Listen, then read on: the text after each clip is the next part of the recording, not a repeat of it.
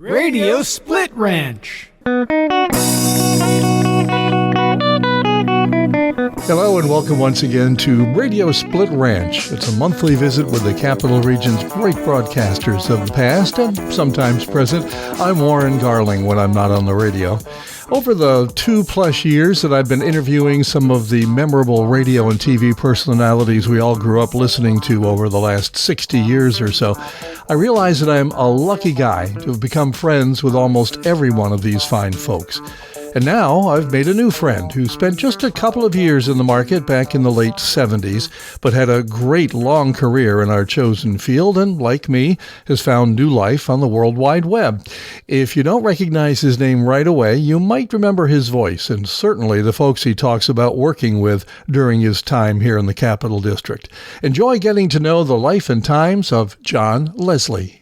Well, I knew nothing of this next gentleman before he put a little thing on Facebook that said, looking for old jocks to talk to. And I looked at myself and I said, well, I'm an old jock. I could do this. And so he interviewed me a few months back for his podcast. And hey, Turnabout Fair Play. John Leslie, thank you for joining us today.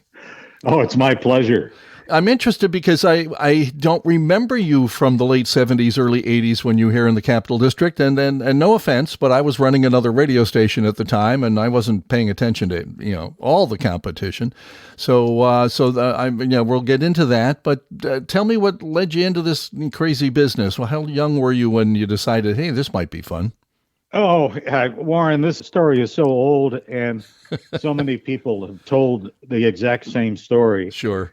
It began in Weirton, West Virginia, a steel town just west of Pittsburgh. I guess at age 5 or 6, I became interested in the magic of listening to the radio, Arthur Godfrey and the many loves of Helen Trent and Don McMurray's Breakfast Club, Don McNeil's Breakfast Club, and so on. Yeah. And it was just, it was pure magic to me. And it was prior to the time that I was going to school. And so I was home with my mother, and she was in the basement doing laundry, and I had to be down there with her riding my tricycle around and listening to the radio. So then I announced to my parents that I wanted to be in broadcasting. And my dad, who was just the most clever guy in the world and so intelligent, he built me an audio console out of old radio parts. Wow. And set it up on the desk. It didn't broadcast to anybody. I just pretended that it did, Jeez. And I sat there. I have a photograph of me sitting at that console. Wow. And I was pretending like I was talking to radio listeners and to people in outer space and so on. Yeah. and then and you're in single digits at this point. You're what? I was 5, 6 years old. Seriously, my Lord. Yeah. I just remembered this the other day. And I've since posted it on Facebook and some of the Facebook groups that you and I frequent. Sure.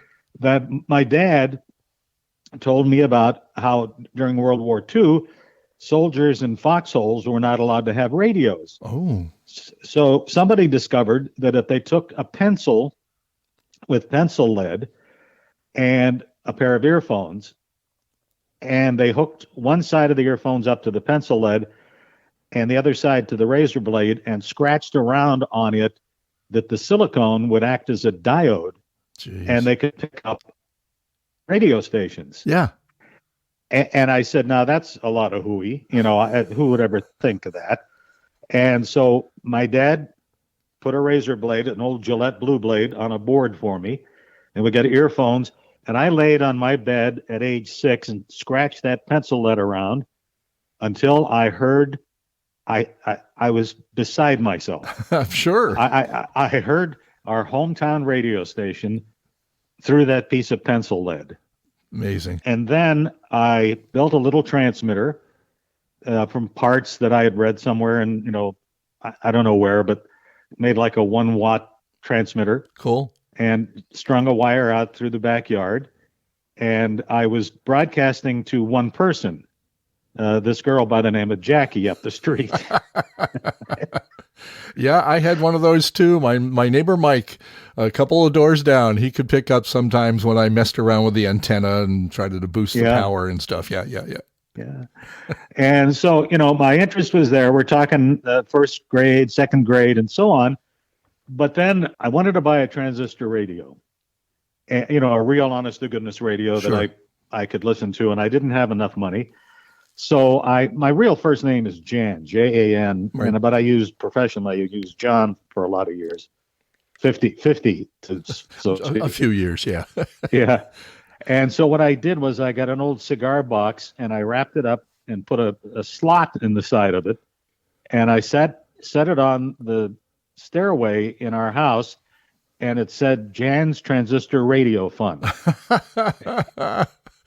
And people would my dad's friends would come and they would put money in it, and my brother would put wooden slugs in it,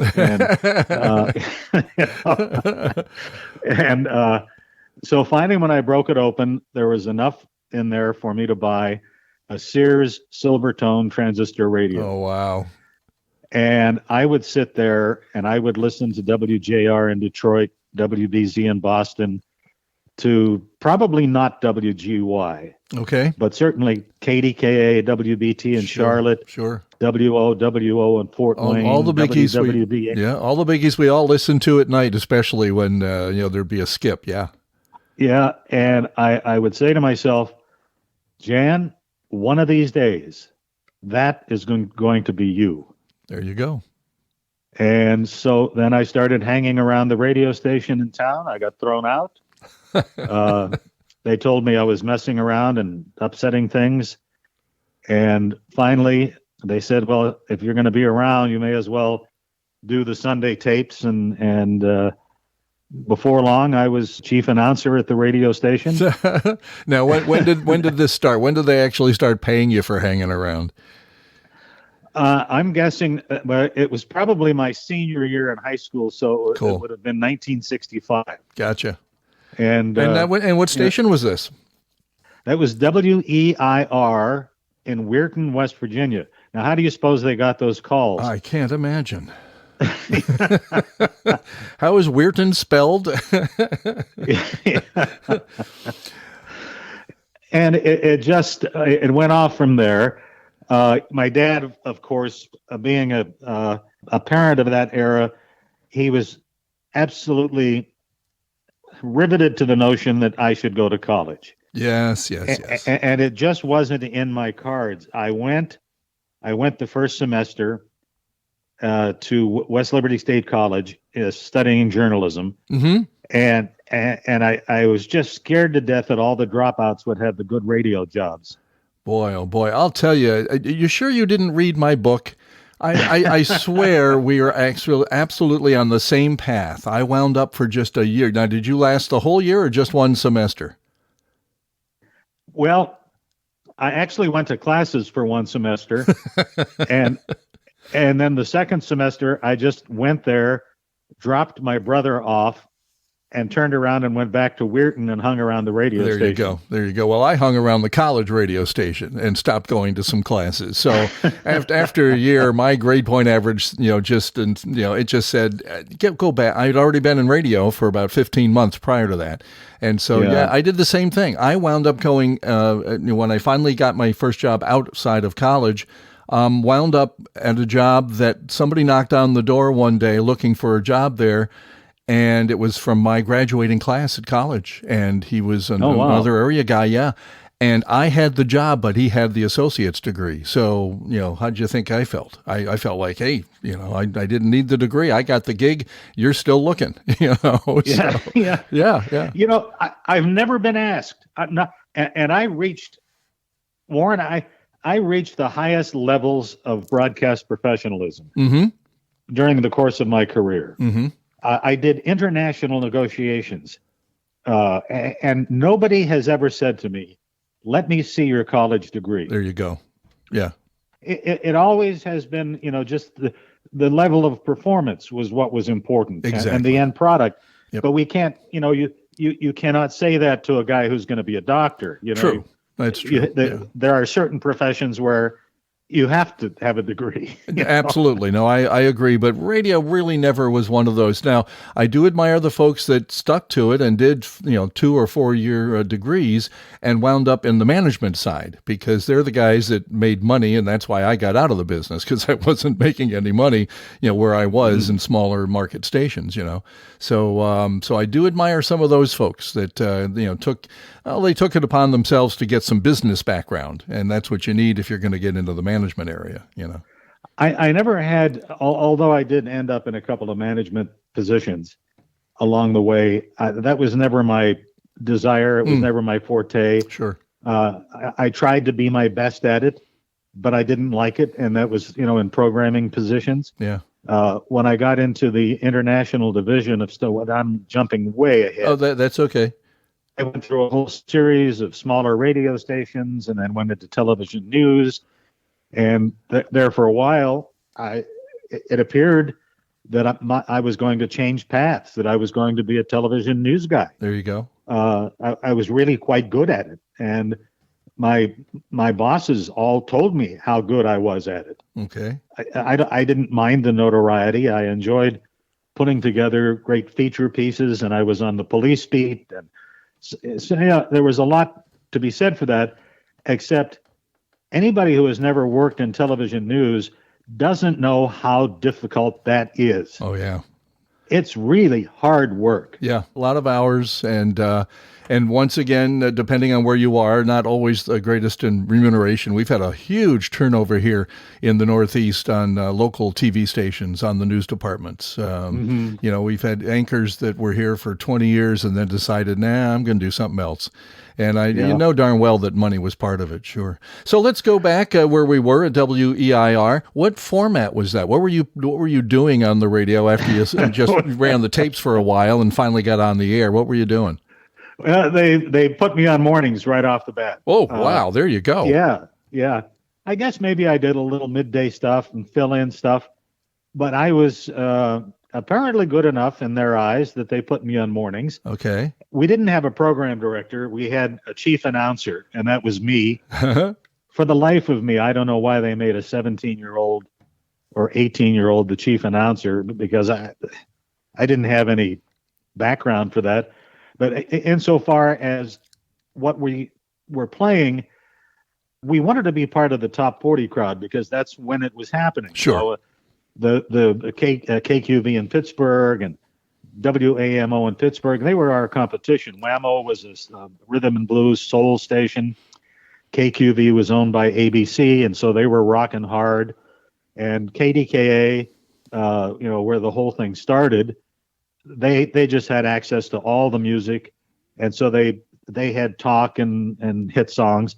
And so I was trying to find what to play, but we didn't get service. The record companies didn't care about us. If we didn't bring them from home, or if we didn't go buy them ourselves, then we just had to play whatever came through the door. And I remember one day the owner was coming in from McKeesport, Pennsylvania, and I completely changed format. I went and started playing albums. Okay. And he came in and he said, "Now that's the kind of music I like to hear on my radio station." There you go. All right. And I thought, well, gee. Good shot. Yeah. Yeah. But how dare I? Yes. Yeah. But you didn't know any better. You're flying by the seat of your pants and, sure. Yeah. Well, that came to a quick halt. I enlisted in the Marine Corps. Okay. And the radio station knew that there was a federal law that says whenever an employee enlists in the military, at least was back then, maybe the same now, that if they're gone 1 year, 2 years, 3 years, or 4, when they come back, you are required by law to give them their old job back. Yeah, sure. Plus any promotions and plus any raises. Nice. That occurred during that absence. Well, they weren't they weren't about to do that. So they fired me. Oh, there you go. Oh man, I'll tell you. Here you are going out to defend your country, and they decide they don't. Yeah. Yeah. Well, I would love to say that's unique to the radio industry, but I'm sure it's. I've heard it before, and it happens. Yeah. Yeah, but fortunately, I was on what was called a 90-day delay program, Okay. and that was that I was sworn in. I was a private in the United States Marine Corps, but I was still living out in civilian life, and I didn't have to report for active duty and for 90 days. And so I had 90 days to find another radio gig, and I did at WBVP in Beaver Falls, Pennsylvania. We Boost Valley Progress. Okay. That was the station moniker. And it lived right square in the northern shadow of Pittsburgh. Gotcha. And so the station, despite the fact that it was serving a small area, it had all of the earmarks of a Pittsburgh station. Sure. You know, we did, in fact, we were the primary signal for the Pittsburgh Pirates baseball network because we had the best FM transmitter. Nice. Yeah. And so I worked there for 90 days, got this big send off from the staff when I went to the Marines. And I got down to Parris Island in August of the year, and wasn't very long after my training started that I was had a serious knee injury in a training accident. Oh boy. Yeah, and they couldn't wait to get me out of there. They didn't want to exacerbate the injury and then be accused of being insensitive to it. Sure. And getting stuck with a big disability claim. So I came back and I went back to WBV. Actually, I went to a little small station in Wheeling, West Virginia, WBZE. I got a job right away there. WBZE was what we call a daytimer. And for those who are not familiar with that, it is your license it's 500 watts. Your license allows you to stay on the air from sunup to sunset. Sure. And so in the wintertime, when the sun goes down at 4:30, you sign off. There you go. In the summertime, when the sun goes down at 9:30, you stay on till 9:30. You got it. Yeah. And so I was the guy in the afternoon. So my winter hours were like 2 hours, and my summer hours were 5-6 hours. There you go. It's a little hard to, have a dating life, I suppose, but Yeah, it is. It is. And then to make matters worse, the afternoon guy on that station, whoever it was, whether it was me or somebody else, the afternoon drive guy's name was Mr. Busy. Okay. After the call letters, WBZE. Gotcha. So can you hear me saying it? And I don't even remember the frequency, 1470 or something like that. This is WBZE 1470. This is Mr. Busy. Oh, man. Well, hey, my first gig, I was Jesse James. So let's, we can compete without all the way along here. Yeah. It's crazy stuff. All right. So you're back in the business. And now you said you went to BZE right out of being let go from the Marines. Did you wind up going back to BVP? I did. Okay. Yes, I did. Good. And I was welcomed back with open arms. Nice. And I worked there for a year or so.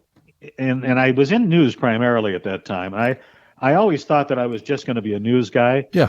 I don't mean just be a news guy, but I mean, there was nothing in me about programming at that point. Sure. Although I was a really pretty creative news reporter. Okay. I was there, and this guy by the name of Larry Yagley, who was also in news with me at WBVP, he had a college degree. He got a job in Youngstown at WFMJ-TV. And Larry didn't like me for some reason. He and I did not get along. And next thing I know, Larry is recommending me for another opening with him at WFMJ in Youngstown. Wow. And boom, I get the job, and I'm there, and now Larry and I are great pals for the next 3 or 4 years. Well, that's cool. Yeah, and then he and I ended up anchoring the 6 and 11 o'clock news at the ripe old age of 21. There you go. I'm a television news anchor, Wow. and I actually did a pretty good job of it. It came easy to me. Good. And I enjoyed it. I wasn't one of those Cary Grant kind of looking guys, but I was just a normal, kind of good looking young guy. Average American boy. Yeah. Yeah. And but there was always that part of me that wanted to go back to radio. Yeah. And I looked in. I don't know how much of this you want to hear. Oh, yeah. Whatever you're willing to share, and the more embarrassing, the better. Absolutely. Well, okay. there's some embarrassing parts. So I'm at WFMJ. I was engaged, and that didn't work out. I was dearly in love with this girl, and it turned out that she was not prepared to follow my dream. There you go. Yeah. She wanted to live down the street from her parents. Yep. So she could see them every day. And it was just absolutely awful breaking that off. But my career came first at that point. I was still a young guy. Yeah. There's a magazine called Broadcasting Magazine. It was a full color, glossy broadcast kind of magazine. I used to subscribe. Yeah. Yeah. You wouldn't find it on doctor's office tables, No. But in the back, there was always ads for job openings. Yeah. And I saw this ad for Triangle Broadcasting, which was a big company. They owned WFIL in Philadelphia. They owned AM/FM TV in Binghamton, New York. They owned an AM/FM TV in Altoona, Pennsylvania. A similar group out in Bakersfield, California, and some other locations. They owned TV Guide. Yeah. They owned 17 magazine. And the owner of Triangle Broadcasting was Walter Annenberg, the U.S. ambassador to England. Mm-hmm. And so they had an opening for a news director at the AM/FM TV group in Binghamton, New York. And I put together a very elaborate resume, full color. The majority of the stories that I covered were of any import, and my background, which, I left the college part blank, and so I sent it to them, and I didn't hear anything. And I wasn't really surprised, because you can send out 100 and get 2 responses. Yeah, right? maybe. Yeah. So some time went on, and I was contacted by WROC Television in Rochester, New York. And they were looking for a weekend anchor, television anchor. And that would have been a pretty good gig to start out in a pretty large market as a weekend anchor. And so they said, send us a resume. And I thought to myself, well, my best resume is on somebody's desk in Binghamton, New York. Exactly, yeah. So I called up the general manager at WNBF, Bob Close, and I said, Mr. Close, do you still have my resume there? And he said, yes, it's right here on my desk. I said, would you mind sending that over to WROC in Rochester?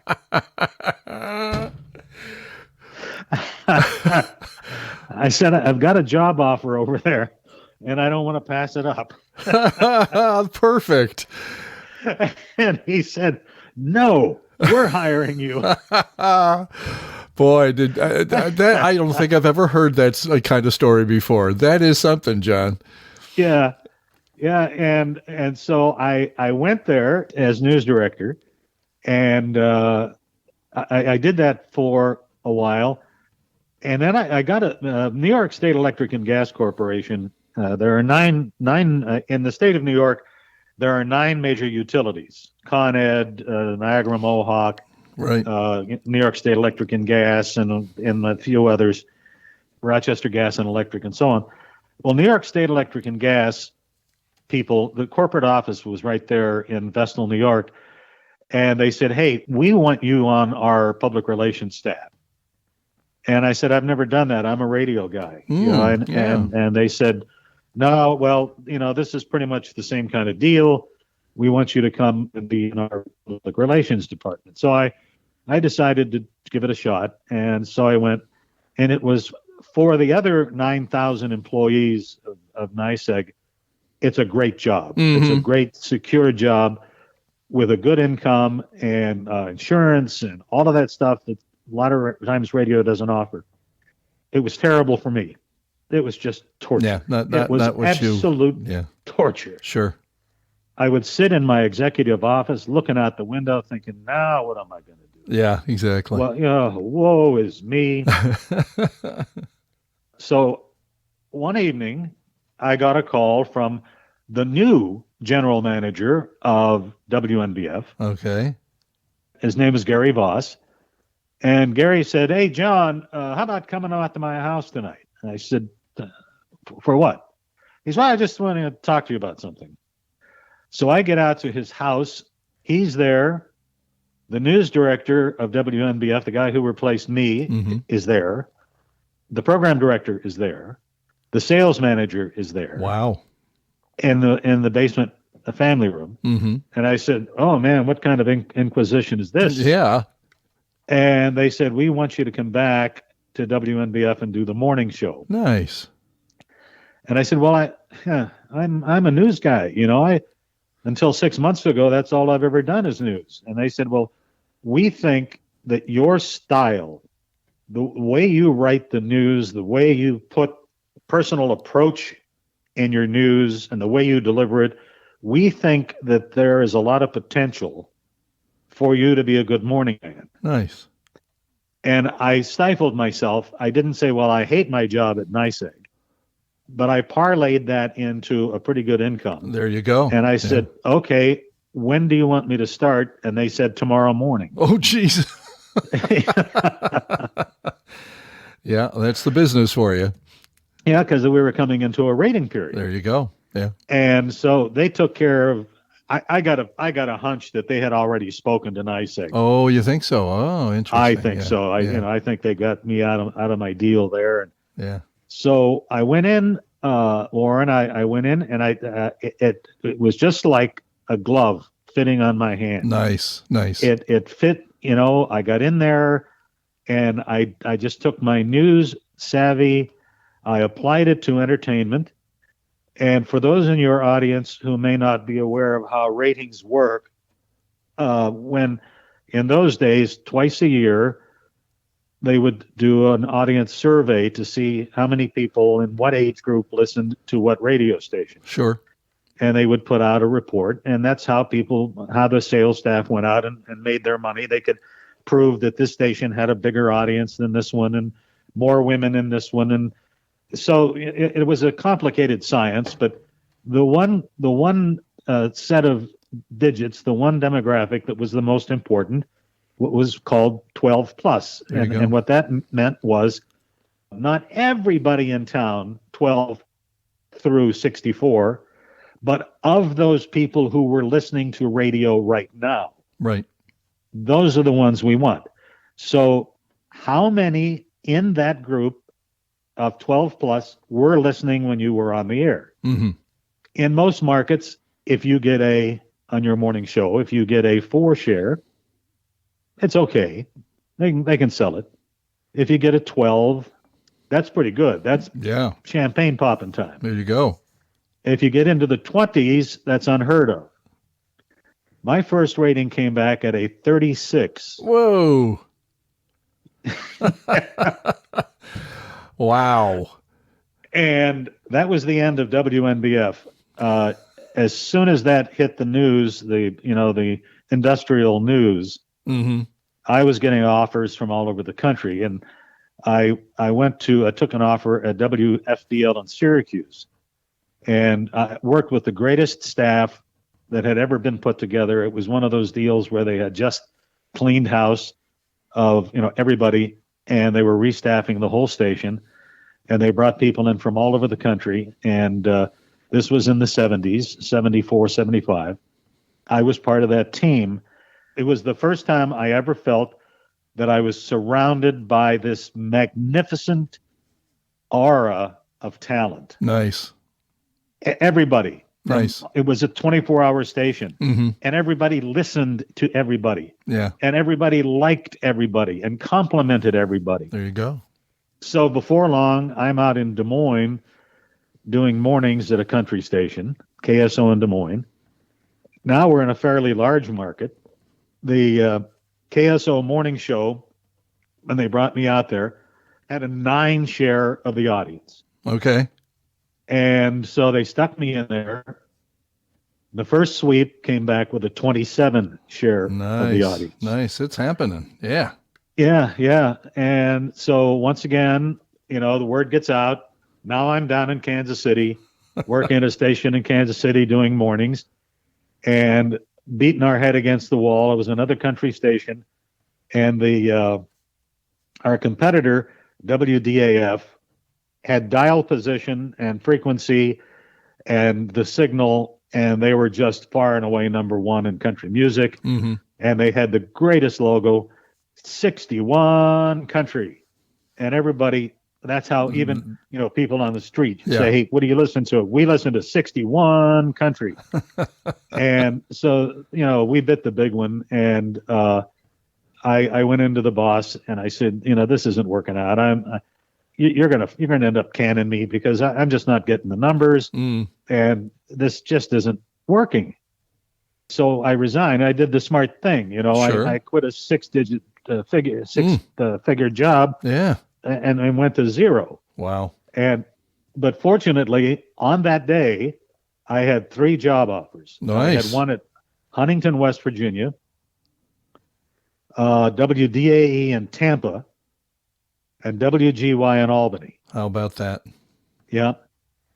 Of course, WGY, big 50,000 watt AM station. Sure. Signal can be heard in 33 counties, 33 and just about states. coast to coast. Yeah.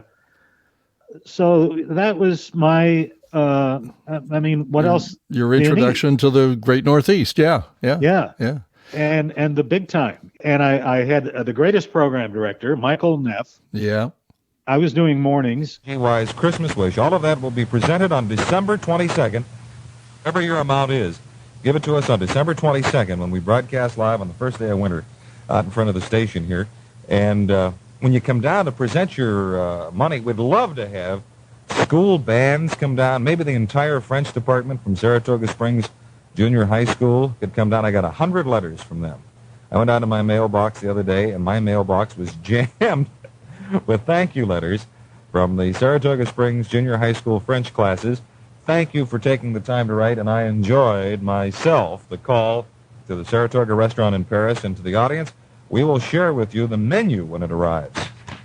Now, 12 minutes till 7 o'clock, 12 till 7.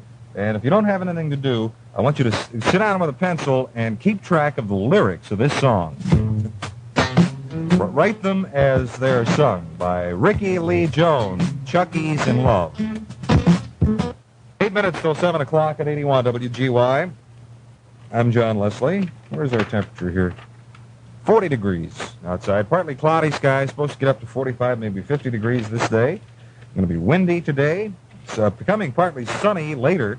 Run out and get yourself a suntan if you like. Maybe 50. Wow. Then partly cloudy and mild tonight. Chance of showers toward morning. Low near 40. Turning colder tomorrow. Chance of showers changing to snow flurries during the afternoon. I've got the extended forecast here. This is for Thursday through Saturday. Partly cloudy Thursday. Chance of showers developing Friday. Highs mostly 35 to 45. Lows 25 to 32, so we'll be just below the freezing mark. Turning colder on Saturday with snow flurries likely. So there you have that. This is our Christmas Wish weekend. We'll tell you more about that in just a couple of minutes. It's 7 minutes till 7 o'clock. Harry's ski report in a few minutes. Linda Ronstadt and the Stone Ponies at 4 minutes till 7 o'clock, just ahead of Harry Downey.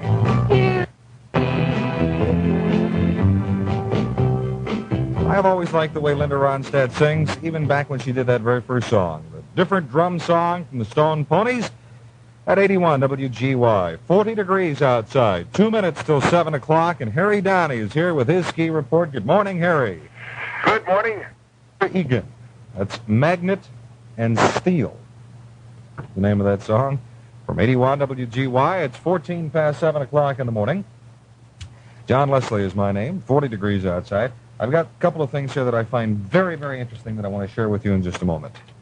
The headlines are not enough. 17 past 7 o'clock at 81 WGY, and as you know, I have been getting Santa Claus letters in the mail, and in about a week from now, we are going to hand carry those Santa Claus letters to where Santa is. So everybody who has sent me a letter can be sure that it's going to be hand-delivered, and we're going to broadcast, too, at that time, so you'll get a chance to hear it. When I was done at 9:30, I was replaced by Harry Downey. Sure, Harry Downey. And- Yep.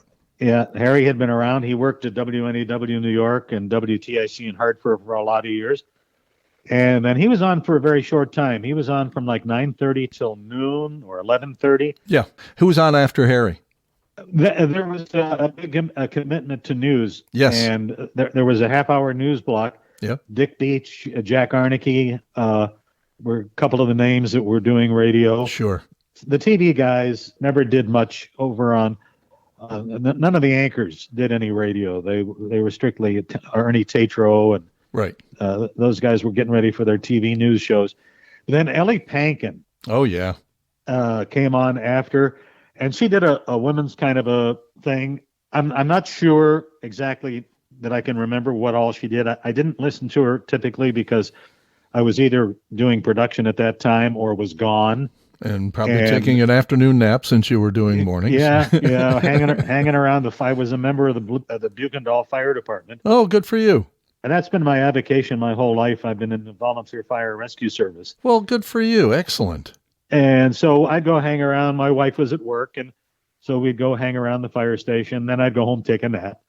Tom McCarthy Yes. came on in the afternoons, and Tom was a really talented guy. Ended up in Seattle. Mm-hmm. He had a big voice, big deep voice, but he could do a lot of voices. He could do this old lady, granny, somebody or another, and sounded just like a granny, you know. And he was on in afternoons, and he could really spin a story.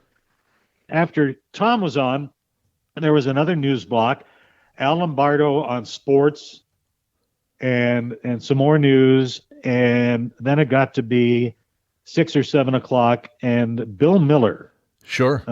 came on and did a talk show. Mm-hmm. I always enjoyed listening to Bill. Bill was pretty good. There's a story about Bill. I don't know whether I ought to tell it or not. He got I'm not going to tell it. Okay, that's fine. That's fine. His term with WGY ended. Yes. And some of the people listening know the story, so you don't probably have to go any further. Yeah. At midnight, Dave Green Yeah.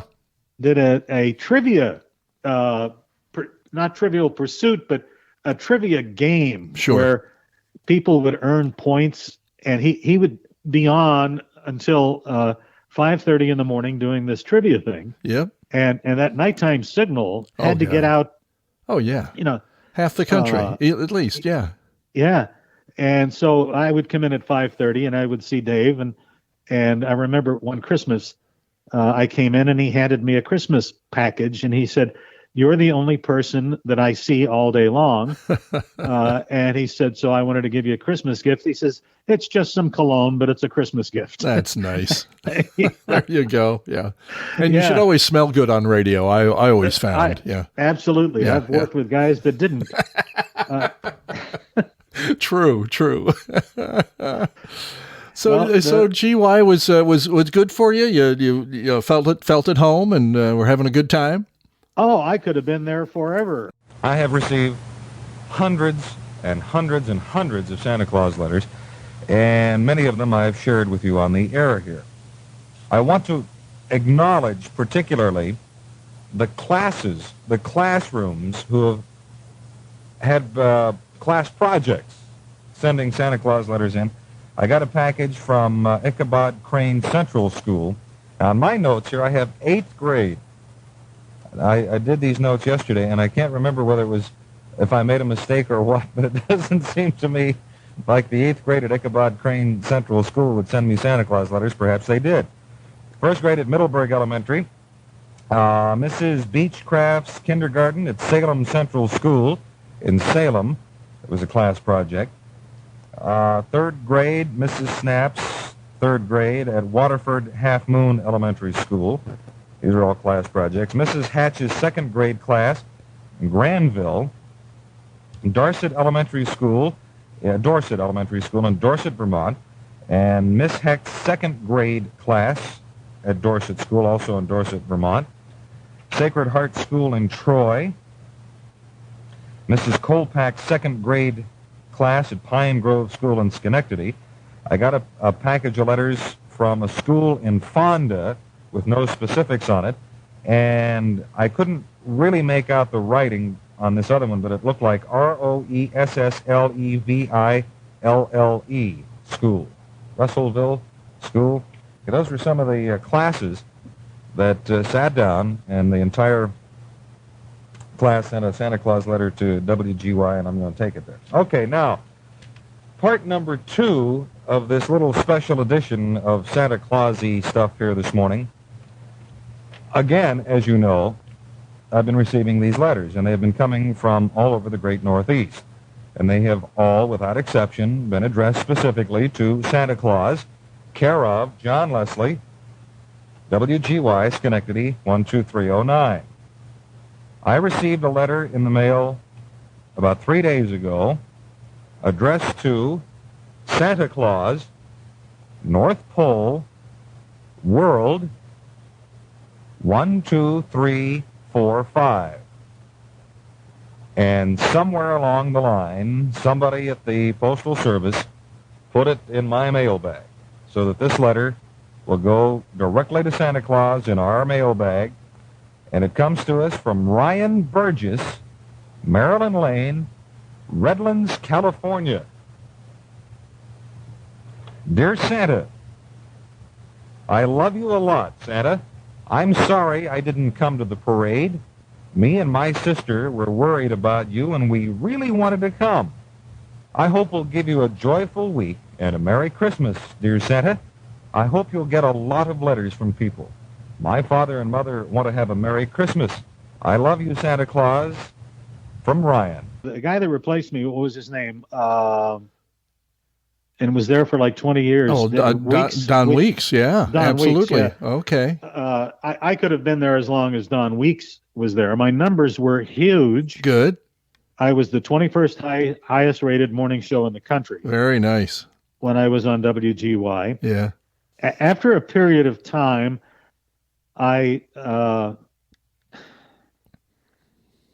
Stoner Broadcasting Company was always very good to me. Okay. And WGY was owned by General Electric. Mm-hmm. And Stoner Broadcasting owned 16 stations around the country. And they desperately wanted me to go back to Binghamton. And I said, I am so far away from Binghamton. I've been, around the country. I've been, I'm a 50,000 watt station. Why would I want to go back to there? And the general manager at that time was Kitty Bocock, a little Southern Belle kind of person. And, she'd flit around, waving her palms around in the air, saying, "Hi, how you?" and she'd say to me, "Hi, how you?" I'd say, "Well, God bless you, Gesundheit." She called me, and from WNBF in Binghamton, she said, "John, Bo," her husband Bo and I are coming up for dinner to your house tonight, and I'm not leaving without a contract. Wow. I said, "Kitty, please don't tempt me. I'm perfectly content where I am." And so she and Bo showed up. Kitty and I went in. We weren't going to eat at home. We were going to go out to dinner. And Kitty and I went into the living room and sat down. And she wasn't negotiating. She was just throwing money at me. Yeah. And on and on and on. And I said, "Kitty, I'm not leaving. I'm not." Well, she eventually got the salary up to 100% increase over what I was making. Oh, my Lord. A brand new Lincoln Town car every 2 years. A 100% gas trade for both my wife and me. a credit card good for every restaurant in town. Jeez. Isn't it nice to be wanted? Yeah. And I said, Kitty, you're getting close, but Just buy me a house, we're all set. right. I said, you're getting close, but I'm not going to do it. Wow. And so she threw in another 20 grand. Oh, jeez. And I said, okay, I got to do it. Yeah, I had your to wife's not swallow in the my room. pride. Your wife's not in the room at the time, right? I think she would have tossed you in a lot earlier. Yeah. And I often wonder if I'd have held out, how far she would have Yeah, gone. there you go. Yeah. She said, I'm not leaving until I get a contract. Wow. Wow. And- Nice. And so what it amounted to was, in addition to all of those perks, I was going to get 10% of gross revenue of everything that the morning show made. Boy. And it was the morning show after I went back, and the numbers were just huge. You know, we were billing well over $1 million a year. So it was a good deal. And then I got to travel all over the world. But what the one final thing about WGY, when I was hired there, Randy Bongarten was the general manager. Mhm. Michael Neff was the program director. Right. And in our meeting, when I accepted the job, they said, you have to understand that General Electric, in none of its divisions, including the broadcast division, we do not negotiate with individuals. We only negotiate with bargaining units. Okay. So if you come in here as an individual and ask for something, we will not negotiate with you. Mm-hmm. And it was an open shop. I could have either joined after American Federation of Radio Television Artists, Right. or I could have passed that up. And I opted to not join the union. So I was a lone wolf in the shop. Ah. And so when this offer was made in Binghamton, Michael Neff was on vacation. Randy Bongarten was in his office, and he was the manager. And I went in, I said, Randy, I've got an offer at WNBF in Binghamton, and here's what the offer is. He reached over, he picked up the phone, he called security, Wow. and he said, after 2:00 today, John Leslie is no longer permitted on the There premises. you go. Yeah. And then Michael called me and said, meet me at the station at 7:00, and you can clean out your desk. There you go. Yeah. So I got down there. My wife went with me. We went down and at 7:00, and I pulled up to the loading dock. It was a big building, and we had a loading dock back there. And all of my stuff had been put in boxes, Wow. and they were sitting on the loading dock. Mm-hmm.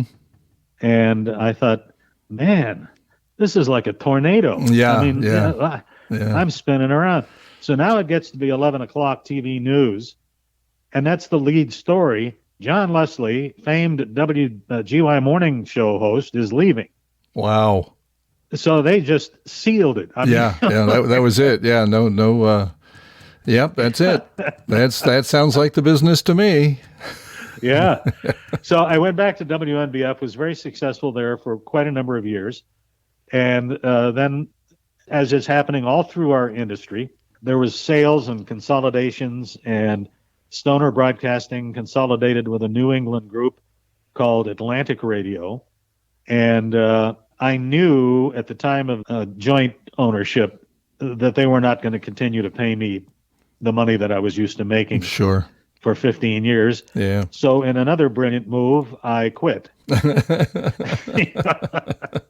Well, you saw the handwriting on the wall, you know. I mean, come on. Yeah. Yeah. Yeah.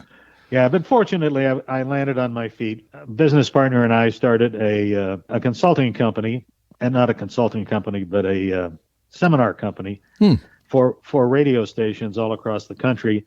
And for 18 years, we traveled around the United States and did seminars for radio and TV groups, and it was really, really successful. Good. Yeah. That's different. and- Yeah.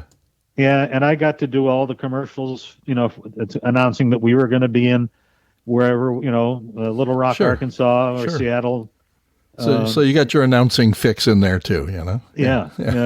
And so we did that till 2018, and we closed up shop, and we both ended up financially where we wanted to be. So now I can sit back and do my new thing, my podcast. Yeah, and you know, that's kind of you know, where we started at the beginning, talking about that. That's how we met. Was you were getting this up and running in the last few months, and included me in one of your early interviews. And I'm just thrilled with the folks you're landing. I mean, is one just leading to another? How well, first of all, tell everybody, you know, where they find the podcast and what it's about. The podcast is called Talking About Radio with John Leslie, but I've even shortened that up. It's now called Talking About Radio, and anybody who has Yahoo or Google or any of the search engines, we've gotten to the point now where the phrase Talking About Radio is the number one return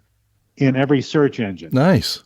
Very good. And we are on every podcast platform, from iHeart to Buzzsprout to Good. Amazon, wherever you get your podcasts, wherever they, Spotify. Yeah. My podcast, Talking About Radio, is on there. And a lot of these names may not mean anything to people, but to the people that they know, these are big names. Like, Sure. Holland Cook was one of my most recent guests. He's been around forever as program director. Now he's a national and international radio consultant. And, you know, these guys aren't just consulting radio anymore. They're consulting podcasts. Yeah, there you go. Yeah. And a guy that just contacted me, a guy by the name of Colin Quinn. Sure. He was a child actor. Mm-hmm. He's one of the nation's leading voice actors. Yeah. And he was on Little House on the Prairie and Sesame Street and 100 other TV shows. And he sent me a letter or an email, said, "Can I be on your podcast?" Nice. Very nice. Yeah. Yeah. Recently had Joe McCoy. He was the program director of WCBS in New York after the WABC breakup on Cousin Brucey and Harry Harrison. Yeah. And all of those guys got canned at WABC. Right. Joe McCoy got them all together at WCBS, and they had a new heyday. Yeah, absolutely. Yeah. And he was there for quite a while himself, wasn't he? Yes. Yeah. Yes, absolutely. So, and the names go on and on. Yeah. Jeff Lawrence, one of the nation's leading voice actors, has been on with me. Nice. Let me see. Idera Udo from Lagos, Nigeria. She is the radio goddess Okay. in Nigeria. So I won't go on. I had Joe Castiglione, the voice of the Boston Red Sox. Sure. Know that name. Yeah. And one of the things, if you don't mind, I've introduced something new that I am just tickled to death with. I think it sounds so good. We are at a point where we're approaching 2 million downloads, which makes our podcast, Talking About Radio, one of the leading podcasts on the internet. There are 47 million, not my program, but there are 47 million podcast episodes out there floating around. Yeah. And 2 million of them are mine. Nice. And I said, you know what? It's time for me to be helpful. And so I've done a couple of things. One of them is very rewarding. As you know, when you want to hire somebody to do some voice work for your station, you hire a Jeff Lawrence or a Connor Quinn. Yeah. They can charge you $300 or $400 just to do a liner saying, "This is WGY Schenectady." You're right. Yeah. Yeah. So I know that out in the developing countries, in the third world countries, and the startup radio stations and the low budget stations and the internet stations, they don't have money to do that. Exactly. Yeah. But they still want to sound good. So for the past 6 months, I have been offering my services free of charge Nice. to stations who want liners, IDs, and promos. There you go. And I have had such a great time. I had to learn Swahili to do one of them. And I did it perfectly. They told me that the pronunciation was perfect. Wow. And then I said to myself, next step, I said to myself, how about if I ask these people, not only the ones that I've had on as my guests, but the people that I've done these IDs and promos for, to do a liner or a bumper Sure. Yeah. for me, Yeah. for my podcast, Yeah. right? Yeah. I was honored So- to do one for you a few weeks ago myself. Yeah. All right, okay, well, let me play a couple of these. I've got here Excellent. just a couple. Hang on Okay. a second. Here we go. Chris Peltz here with the Blind Grilling Experience. No, I pushed the wrong button. Hang on. We got because that's not what I wanted to. Oh, this modern technology, I'll tell you. We're going to have to kill time for 60 seconds. Okay. Maybe I can change the batteries in my unit again. Which, if I did the editing correctly, nobody knows that just happened to us. What it is as soon as this thing cues back up to where it belongs, Okay. this was the first step was to ask various broadcasters who have either been on my show or in some fashion owe me a little favor for having done liners and promos for them. Sure. So they sound great as bumpers. I have I'm sold out on my podcast. All my Nice. stop sets are sold to international advertisers. Nice. And I use these bumpers to go back into the programming. Now, if I'm correct, here are a couple, 2, maybe 3, of what they sound like. Okay, ready? This is Ian Young from Smooth Jazz in the Mix in Scotland, the UK, and you're listening to the world-famous podcast, Talking About Radio, with John Leslie. This is Connor Quinn, voiceover in Oklahoma City, Oklahoma, and you are listening to the world-famous podcast, Talking About Radio, with John Leslie. This is Angela Walker in London, former BBC journalist and now host of the podcast, Angela Walker in Conversation, and you're listening to the world-famous podcast, Talking About Radio, with John Leslie. So Nicely done. Yeah. Don't those sound so cool? They I do. mean, Absolutely. Yeah. And you've got such an international sound now. That's really cool. And it makes it sound like we're the clearinghouse for podcasts. There you go. And so then I've just now taken it to another step. And I've said, there's all of these podcasts out there struggling, and they're competing against each other. And there's no real way for them to promote their podcast to get people to listen. Right. Well, I know that there are 2 million people listening to mine. So why not devote 30 seconds a couple of times in each of my podcasts to let these people promote their podcast? Yeah. Nice guy. And so I've got 2 of them here. They're each 30 seconds long, and they rise to the occasion. These are just startup podcasts, and these people desperately want audience. Sure. And they don't know how to get it. So I've made space in my commercial sets in each commercial set to put one promotional announcement for somebody else's podcast. Nice. And here are 2 30-second ones. Okay.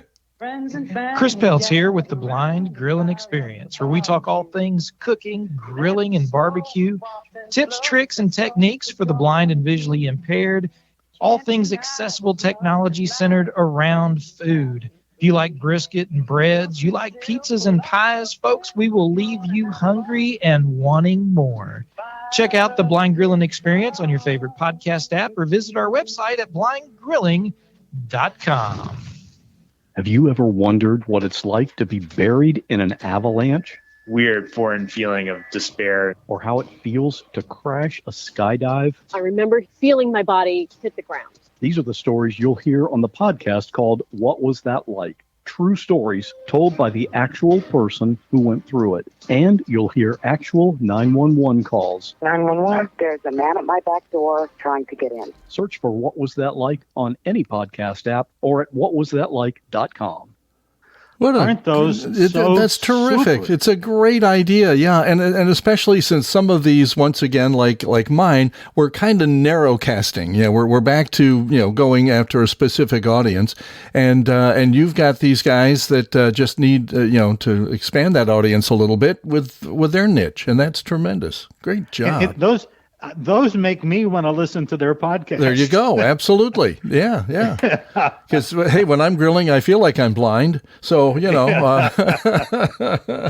Oh, John, this is tremendous what you've parlayed this into and where you are at this juncture. And I'm sure you feel like I do that there's still work out there for us, even if it's, I don't mind the fact that I'm not making any money doing what I'm doing. I really don't. I'm very happy with the way things are right now. I've got a new part-time job that I get to work with people, coming and going at the Albany International Airport. And I'm just having a ball. So doing this for me is just, it's a hobby. And it's just fun and keeping in touch with old friends and making new friends like you.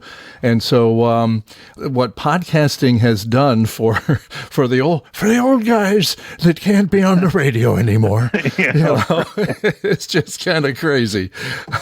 But thank you for this time and for sharing your story with us. Let's just keep in touch and let me know what I can do because I enjoy what you're doing very much. Well, Warren Garling, it has been a pleasure for me to be on the program with you, and I want to thank you for being on one of my very early podcasts, and it gave me the impetus to continue with it. It was so good and so entertaining. Well, thank you. And I said to myself, I got to do more of these. Every day, people download your podcast every single day. That's true. And they live out there on the internet forever. And I am honored that you followed up and asked me to be. I'm always nervous when I can do the interviews, but when I'm going to be the interviewee, I'm always nervous. Well, I'm the same way. I don't know if you hear it in my voice when you listen to the one I did with you, but being on the other end of the microphone to me is a little odd, not asking the questions. Because I've always been the guy, in charge and asking the questions. So. Well, again, John, this is terrific. Please, stay healthy and keep doing this and keep expanding, and we'll keep listening, okay? Thank you, Warren. Radio Split Ranch. It was General Douglas MacArthur who gave a farewell speech that included the line, "Old soldiers never die, they just fade away." Well, in the case of old radio personalities, I believe we're not even going to fade away. We're just going to be found doing a podcast on the internet. John has certainly followed up a great radio and TV career with an even greater legacy of recording radio history on his podcast, much like what we're trying to do regionally here on the Radio Split Ranch. If you're keeping count, John adds 9 sets of call letters to our running tally of employment by our 26 guests so far.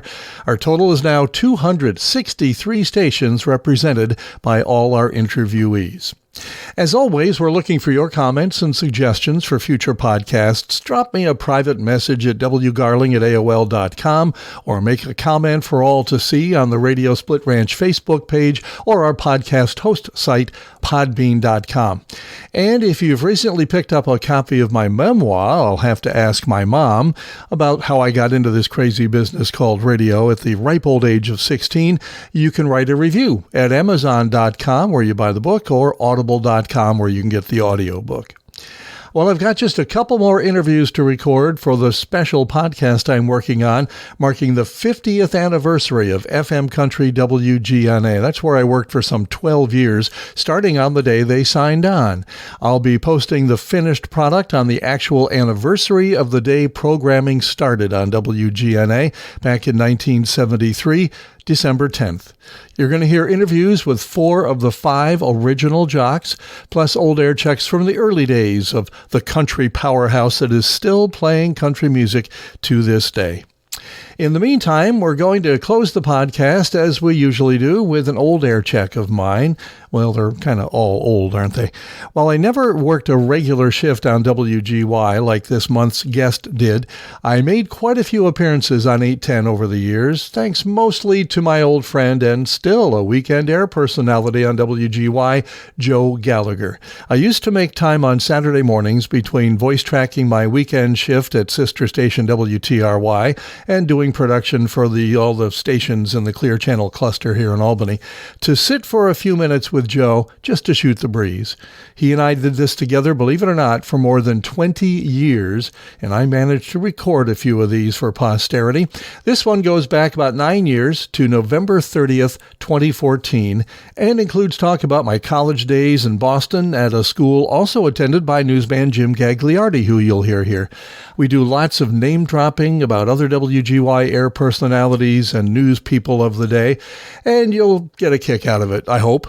And also hope you'll join us again next month at the Radio Split Ranch. In the meantime, don't cry because it's over. Smile because it happened. I'm meteorologist Bill Degger on 810 and 103.1 WGY. Right now, overcast and 39. And I'm Jim Gagliardi. Next news update at 9:30 on News Radio 810 and 103.1 WGY, the Capital Region's news, traffic, and weather station. You bet. And I just wanted to say, man, the phone. And we've got another special guest here in the studio. Hang on a sec. Let me grab this quickly. Hello, GY. Joe. Yes. Joe, what the heck is wrong with you? What do you mean? Man, my neighbors were all chatting here this morning. What is wrong with you divulging that secret that's been long held? What do you... That when our relatives leave after Thanksgiving, we're inside the house as they're backing out going, phew. What is wrong with you telling them that, okay? That is just breaking the code. All right, I'm sorry. I shouldn't have. I know it. I just slipped out. Wherever they came from. Yeah, right, wherever they watch it in the future with that kind of stuff. All right. Okay? Yeah. Thank you. That slipped out. I mean, I probably shouldn't have. Once your relatives are backing out, you're going, phew. It slipped out. And, Jim, take a look at who's with us here today. Oh, yes. Chris Warren. I'm sitting on my couch and I hear my name mentioned on the radio, and I go, well, geez, obviously Who they mentioned missed your name me. on the radio? Obviously, I heard Jim mention my name last, about an hour ago, and so I You mentioned Chris's name? Oh, you did, didn't you? Yeah, Yes, I did. I figured you guys missed me, so I thought I'd stop by and say hi. Quick shout-out. Quick shout-out. Chris Warren. Nice going, Jim. I mean, yeah.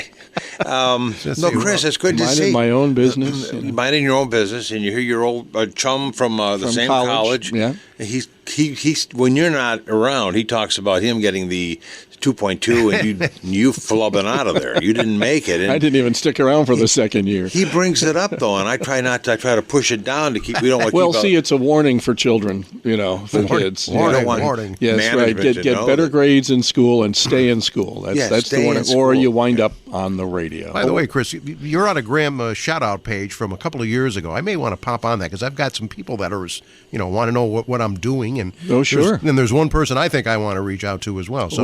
So anyway. Anybody you want to talk about? See, you guys are sly doggies talking about your college days in Boston. Yeah. Hey, my brother went to and was there. I know what goes on in Boston. You sly doggies. Great city. You sly doggies. I was here. You'll like this, Jim. I was at an event recently where I met someone who had graduated from Emerson down the street from us. Okay, yeah, in the Boston. place I would have went had I had the grades. Had the grades and exactly, and the money, and the money too. Yeah. Anyway, he graduated Emerson, and I asked him about when, and he told me, and I said, "Oh, well, I was down the street at Graham Junior College just a few years before that." He goes, "Oh, Graham was a great place to go party." Oh, great. Isn't that nice? Jim, shame on you, too, for sitting here making me think you got a 2-year that you were trained in broadcasting when you were just partying away, I fell for it, hook, line, and sinker. We had good instructors, good teachers. Okay. It was a good school when I was Where there. is Graham Junior College now? Nice guy. Ask Chuck Custer. It's in a box of files somewhere. No, I know that there was a lot of good stuff there. Yeah. I mean, some schools just didn't make it. It's unfortunate, but they got you guys out of there. Yeah, we got out of there, and a lot of folks. I mean, we've got very famous people that come to our reunions. Yes, yes, indeed. Yeah. The family of Andy Kaufman. Yeah, Andy Kaufman was a graduate of Graham, nice. And Paul Fusco, who created Alf for NBC. Okay. He was my roommate first semester. He's a very funny guy. Alf was your roommate? Yeah, Alf was my roommate, exactly. Alien life form. And Mark Summers was the year behind me at Graham. He's on the Food Network all the time. He's got 3 or 4 food shows on TV. He's doing pretty good for himself. One of the co-founders of ESPN, and he's still there after all these years. And his name escapes me at the moment. But I remember Gary LaPierre, who was a legendary WBZ newsman. Right? Yep, there you go. All that partying, of course, some of your brain cells probably left you back at Graham Junior College. That's very true. But you were talking Thanksgiving earlier, and your gentleman caller just a few moments ago mentioned, and I just have to repeat a David Letterman line that just nails Thanksgiving just perfectly. The other night he said, "Thanksgiving, it looks good on paper." But it just never kind of works out. Bicker and argue and things like that. Sons come home looking for money, right? No, they didn't. No, didn't ask for any money this time. Thanks, Daddy. No, they didn't want any money. No, it was pretty good. They didn't bring up the term money. You want money from them, right? I like money. My older son's doing all right for himself and his job now, thank goodness, and we're very happy. And good. Yeah, and my younger son is finishing up college, Chris, and it's not a party school, I don't believe. Oh, no? At least he said it's not. Oh, well, then you should believe him. I said, you guys, is it a party? You go, no, Dad, no. And then he very would change serious. the subject. Say, did you see the Yankee game? So I don't know if it's a party school. Younger son has the girlfriend, right? No, the older son. Older son has the girlfriend. Yeah. The big eater, right? No, the younger son's, they're both big eaters, but the younger son eats like you wouldn't believe. Really? And the older son eats the same way, but they both work out a lot. You wouldn't know it because they they look like me, really. Mm-hmm. Yourself, Chris, okay? Mm-hmm. What did I do? What did I say? But I know where you're going. I know what you're thinking over there. And anyway, Jim is a little distraught this morning. First of all, he's at 85% of his health because he had sinusitis. Oh, I'm sorry about that. And then now he feels bad. He's 5'6". He brings this up to me all the time. You're right. And he said he got a 2.2 GPA, which I think is great for 5'6". You do it by height, right? If you're 6'3" and you get a 2.2 GPA, you're slipping. Yeah, but if you're 5'6", then you're reaching for the stars, man. That's great. And you did well, Jim. No, thank you. And he's at 85%. How good were you at math, Joe, in me? school? Yeah. Wasn't exactly. I wouldn't say I'm teacher quality in that subject, but math is an interesting subject. I'll say if you put your head to it, you can really figure it out. Math is challenging. Head to it, yes. I mean, you really got to work at it. But when you do, all these math formulas and things, it all starts to make sense. I was not that good at algebra. I went to summer school, ironically, at Chalmont. We're talking Chalmont today all day. And so an instructor named Mrs. Armstrong did a great job for the summer. And got you up on algebra. And got me up on algebra. There you go. Exactly. Yeah. Exactly. Yeah. Thanks, Daddy. So anyway.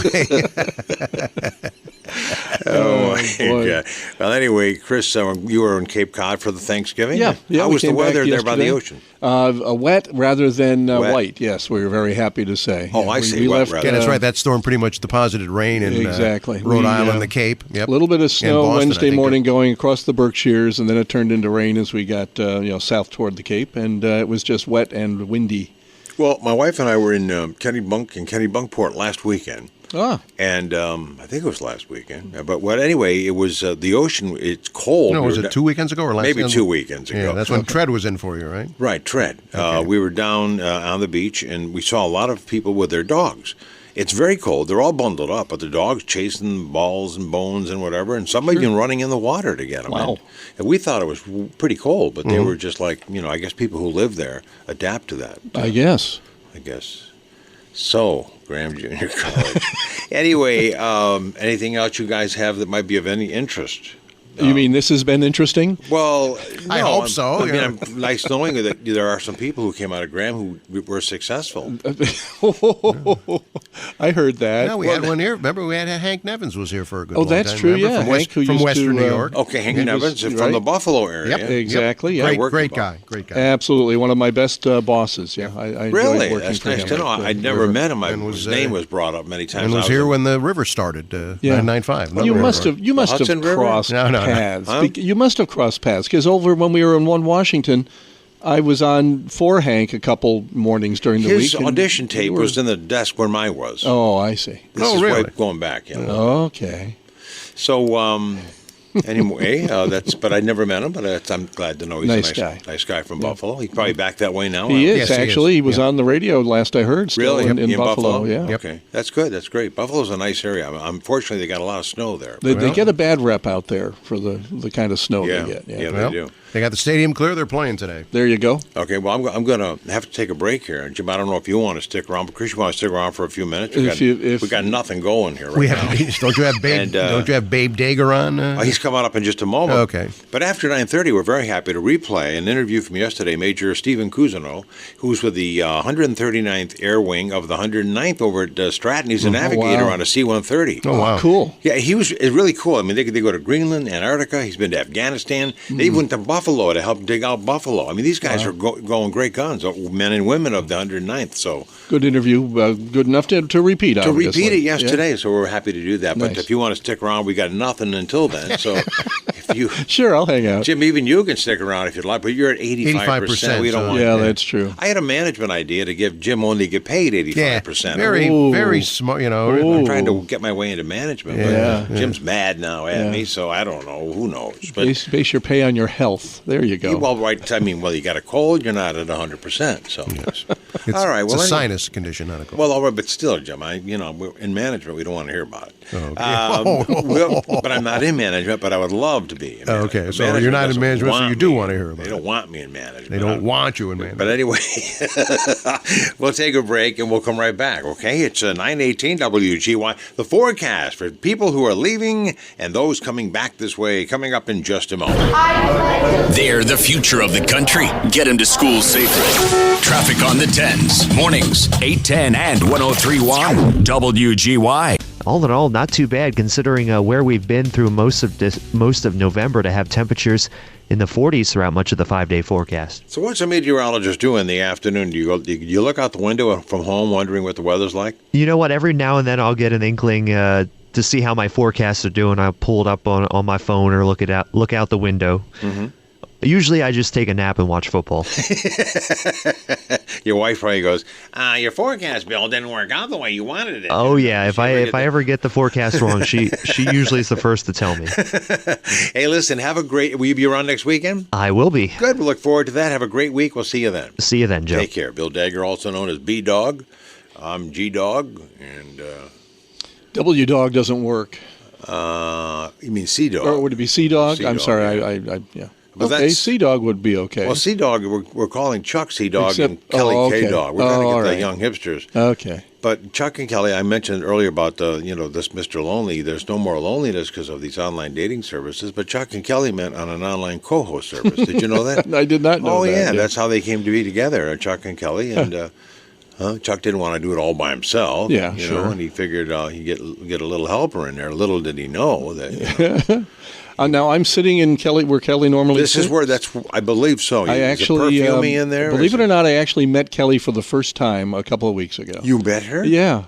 And what happened? I was hosting an event that the Radio Advertising Bureau brought to town, and I moderated a panel of 8 air personalities from, where was from I the on region. that panel? You were number 9. Yeah, right. But we only had 8 chairs. Okay. So anyway, but Kelly was one of those people, and got a chance.